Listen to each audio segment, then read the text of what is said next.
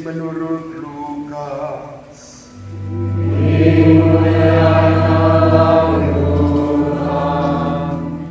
Sekali peristiwa, Yesus turun dari sebuah bukit bersama dengan ke-12 rasul dan berhenti pada suatu tempat yang datar.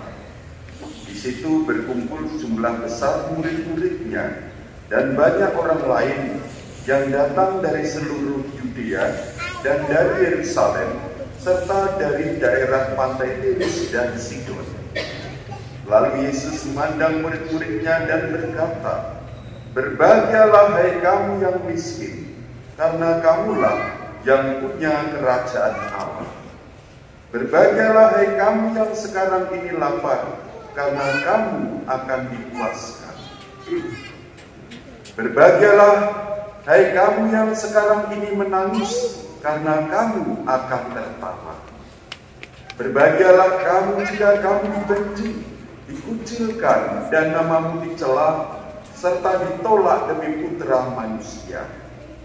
Bersukacitalah pada waktu itu, dan bergembiralah, sebab sesungguhnya upahmu besar di surga. Karena demikian juga nenek moyang mereka telah memperlakukan para nabi. Tetapi celakalah kamu, hai kamu yang kaya, karena dalam kekayaanmu kamu telah memperoleh penghiburan. Celakalah kamu yang sekarang ini kenyang, karena kamu akan lapar. Celakalah kamu yang sekarang ini tertawa, karena kamu akan berduka cita dan menangis. Celakalah kamu jika semua orang memuji kamu, karena demikian juga nenek moyang mereka telah memperlakukan nabi-nabi palsu." Demikianlah sabda Tuhan.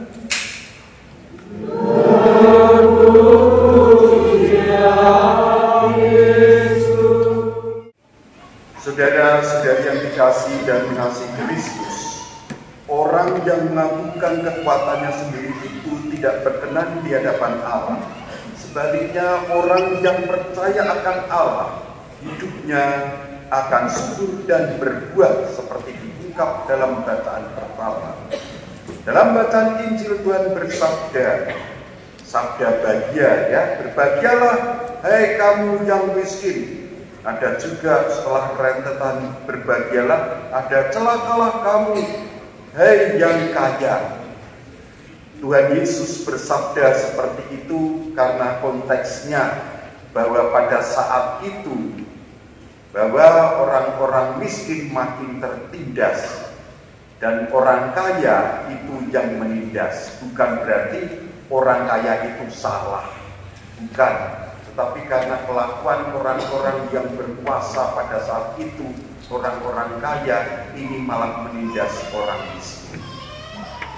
Spontan kalau sabda Tuhan mengatakan berbahagialah hai kamu yang miskin, spontan mengatakan ini tidak mudah untuk diterima. Orang miskin kok berbahagia?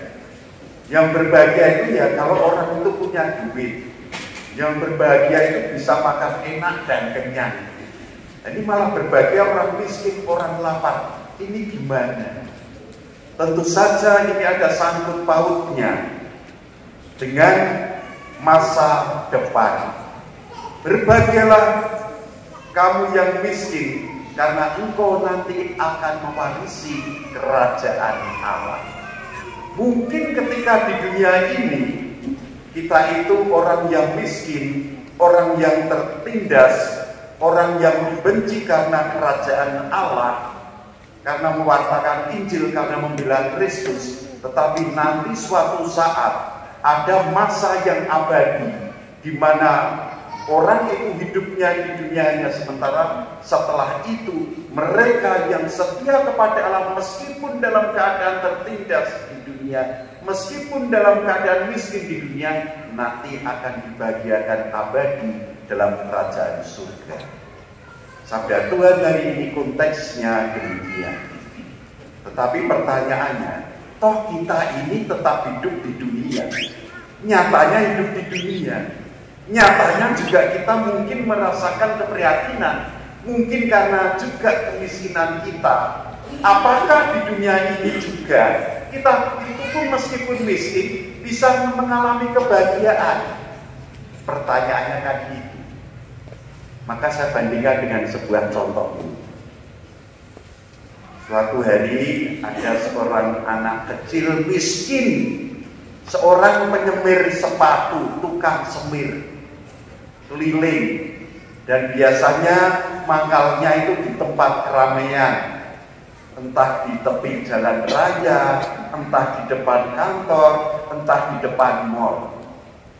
Anak kecil, seorang laki-laki kecil ini namanya Paijo.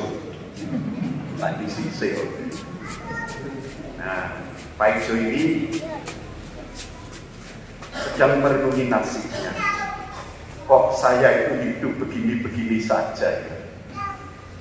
Saya itu kok nggak seperti orang kaya-kaya itu. Makan enak, bisa dapat uang dengan mudah. Saya harus bekerja pagi, siang, bahkan malam supaya bisa dapat makan dan supaya bisa membantu orang tua. Boro-boro bisa sekolah. Susah, untuk makan aja susah, harus jadi tukang supir kayak gini.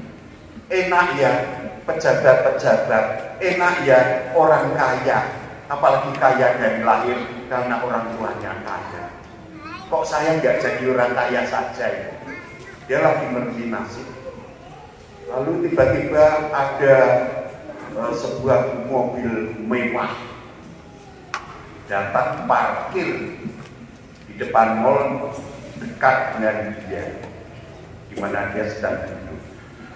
Batin agak senyum dikit. Nah, ini mungkin rezeki saya datang. Dan mobilnya mobil mewah, ya, mobil mewah. Lalu keluarlah seorang bapak dan ibu dari mobil itu, dan mereka masuk ke mall. Dia hanya langsung masuk, ternyata nggak butuh disepir sepatu. Kasihan deh. Lalu jendela itu terbuka, otomatis nggak pakai engkol, itu orang kaya.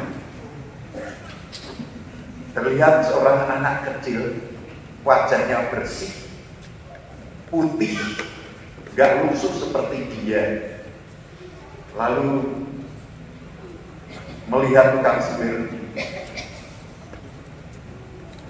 Ketika si Paijo melihat anak orang kaya tuh, mungkin dia itu batin, mestilah kasihan deh lu jadi orang kiri tukang semir, kok nggak turun? Paijo batin. Nah ini enak banget jadi anak orang kaya kayak gitu. Kemana-mana naik mobil, mobilnya aja bagus. Kemana-mana bisa makan enak. Alangkah bahagianya jika saja aku yang ada di dalam mobil itu. Batin si Paijo. Anak kaya itu juga batin melihat Paijo. Batinnya begini. Alangkah senangnya jika aku dapat hidup bebas seperti tukang semir itu. Paijo gak tahu. Lalu anak kaya itu melambaikan tangan, undang Paijo. Paijo seneng. Wah, ini laku ini pasti betul. Sepatunya saya semir.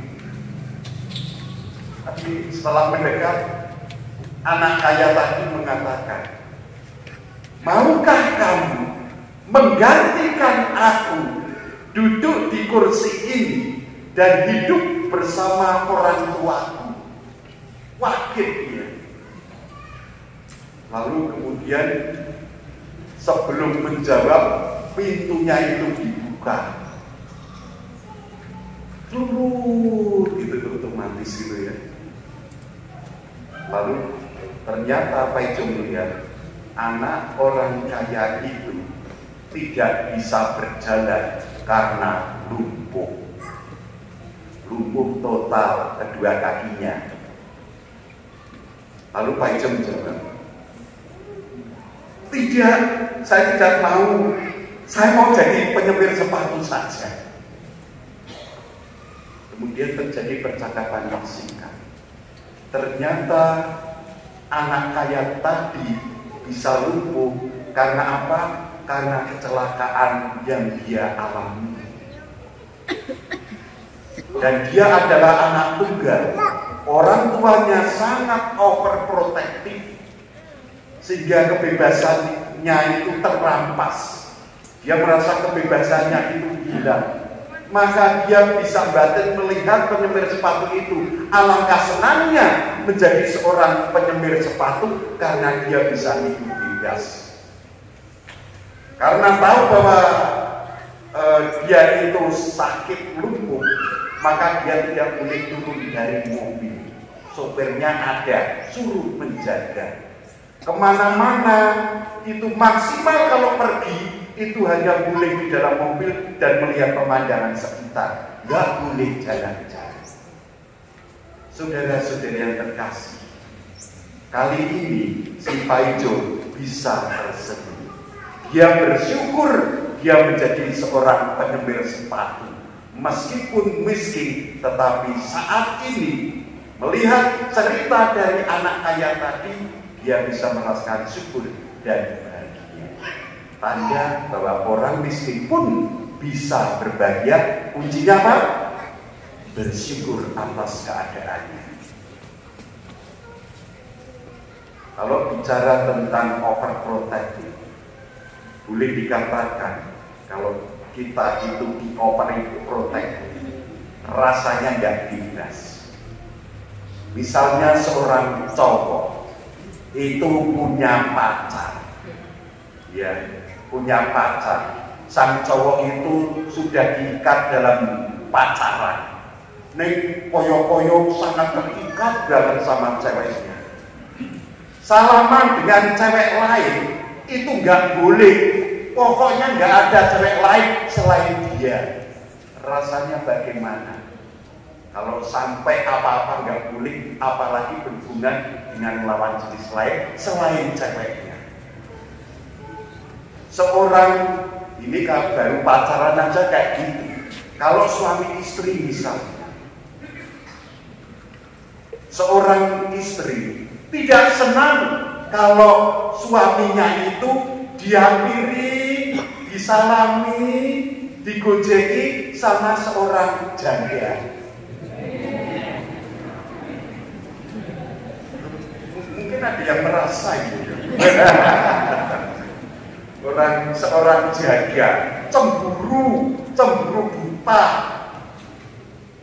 Nanti tahu diintip, wah kok suamiku kok malah gojekan kalau rondo ini wajar. Wah bojoku ibu atau begitu pulang rumah, wah piring dan gelas melayang. Susahnya punya pasangan yang overprotective itu kayak gitu. Gak bebas, kebebasannya dirampas. Lebih baik gak punya pasangan ya. Orang duwe pacar, orang duwe bojo. Kaya toh? Iya. Saudara-saudari yang terkasih, mungkin overprotective ini juga mengurangi, boleh dikatakan mengurangi kebahagiaan. Seperti orang anak kaya tadi mengalami overprotective dari orang tuanya dan keadaannya sakit lumpuh lagi. Dia nggak merasakan happy, nggak merasakan bahagia. Tetapi tukang semir tadi karena bersyukur dia merasakan, dia bisa tersenyum, dia bisa bahagia. Saudara-saudari yang terkasih, kadang dalam kehidupan sehari-hari kita ini gampang iri terhadap orang lain. Dengan tetangga itu iri, tetangga bisa beli ini itu, kita tidak bisa karena nggak punya duit. Kita itu iri dengan mungkin teman lain. Teman-teman kuliah bisa naik mobil, saya cuma sepeda motor, atau mungkin hanya numpak angkot, atau hanya sepeda ondel. Dari sinilah sebetulnya kebahagiaan kita terampas karena kita gampang sekali untuk iri. Maka kuncinya sekali lagi, apapun yang kita miliki, bersyukurlah. Bersyukurlah. Meskipun akhirnya kita pun akan mengalami kebahagiaan kekal. Meskipun di dunia ini serba terbatas, bersyukurlah apa yang kita miliki sekarang. Jangan mudah iri. Saudara-saudari yang terkasih, meski kita menderita di dunia ini, bersyukurlah kita mempunyai harapan bahwa Yesus akan membalikkan keadaan kita dalam kerajaan surga. Bagi mereka yang setia kepadanya, meski mengalami keterbatasan, kepahitan di dunia, percayalah kebahagiaan kekal telah menanti kita dalam kerajaan surga. Marilah kita sejenak untuk meresapkan mata sabda sore.